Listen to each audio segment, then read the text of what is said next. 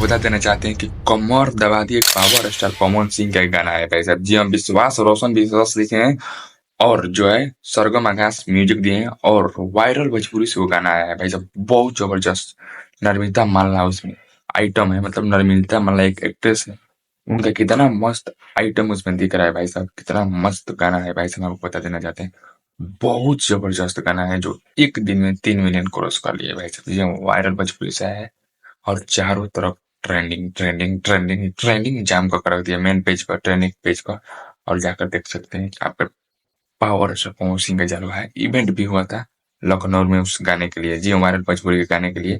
बहुत तगड़ा मतलब प्रोजेक्ट का गाना वो शूट हुआ। उसी गाने के लिए चर चर वेनेटी वेन को व्यवस्था किया गया था भाई साहब। आपको बता देना चाहते हैं कि एक भोजपुरी गाने के लिए चार चार वेनेटी वेन को व्यवस्था किया गया था। पावर स्टार पवन सिंह खुद अपने मुंह से कहे थे भाई साहब। चलिए मिलते हैं।